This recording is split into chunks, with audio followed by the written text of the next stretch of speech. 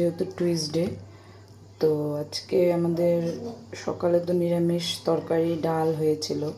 তা এখন আমি রুটি বানাবো, তো রুটিটার আমি প্রিপারেশনটা করছি।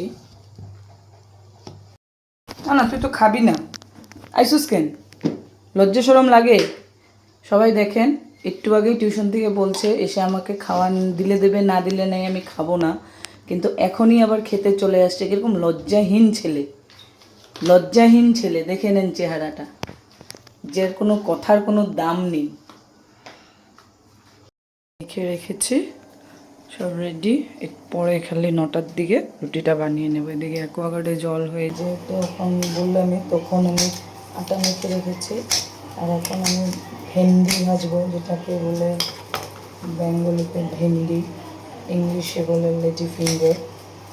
তো আমি ভেন্ডি ভাজবো, তো এর জন্য ভেন্ডিগুলোকে কেটে নিচ্ছি।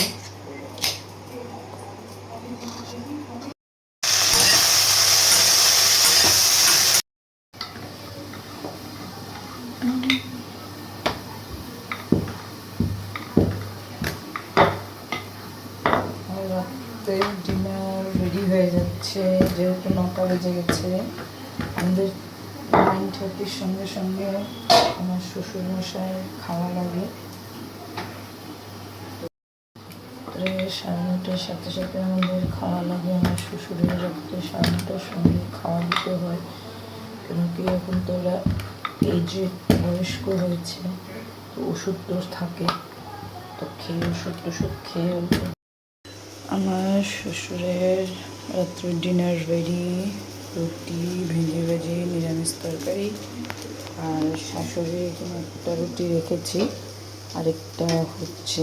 যেহেতু আমার শাশুড়ি রুটি দিয়ে সবজি দিয়ে খায় না, এখন রুটি দিয়ে দুধ দিয়েও খায়, আবার চিনি দিয়েও খায়, উনি জানে। রুটিটা দিয়ে দেবো, দুধ দিয়ে খাবে। এখন ছেলেটা রেডি করছি। ছেলে আবার ঘি শুকনো রুটি খায় না। ছেলে যেরকম খায় না, ওরকম ছেলের মাও আমিও খাই না। আমিও ওরকম শুকনো রুটির মধ্যে ঘি লাগিয়েই খাই।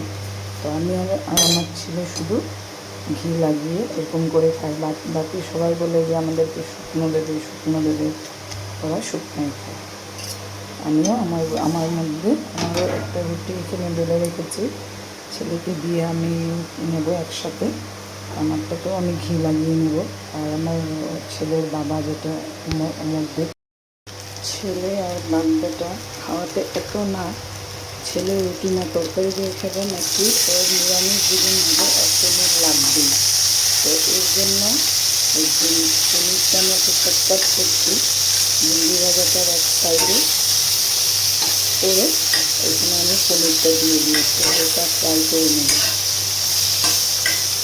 আমাকে সস্তার যদি রান্না শিখতে হয়, আমার ছেলে শিখে নেবে।